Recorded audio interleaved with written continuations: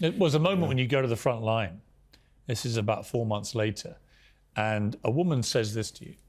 It's about 10 kilometers from zero position. That's the priority. Can I be very blunt? You're Sean Penn. Nobody's going to be responsible for you dying on the front line.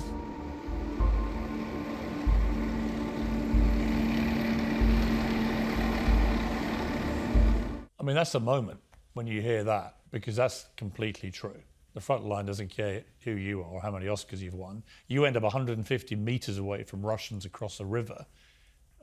Notwithstanding, you've been in a few hairy situations in your life. That must have been a seriously unnerving moment, wasn't it? Of course, I took a deep breath at some point before we went in, but I also felt that, you know, in what's here, I think quite graciously, that voice who was working as a translator with us, she you know, offered an abundance of caution. But again, it's almost an embarrassing thing I understand the question, and, you know, there's some versions of this I could say differently, but, you know, when I think of people who are staying there in that fight, you know, versus parachuting in for a second and getting a little bit of a story and going out, I don't really know how to talk about that. There's a moment when you go to an apartment block. This is in your first visit after the war started in June, and you see the devastation for yourself of this airstrike that had happened just a few hours before. And what was particularly telling for me, as I watched you do this, was I suddenly realized that this was the same apartment block I'd gone to a month after you, when I did a show, or two shows from Kyiv, and walked in, I'm pretty sure, the same apartment block.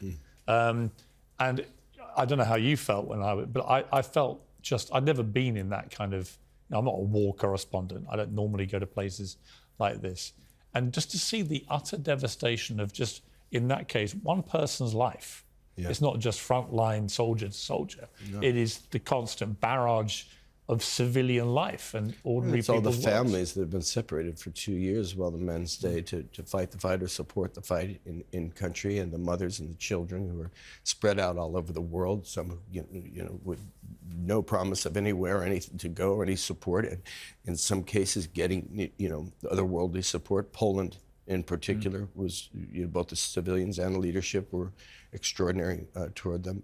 But still, that's walking out into a brave new world and you know, just worrying every day about your brother or your father, or your son who's in the fight.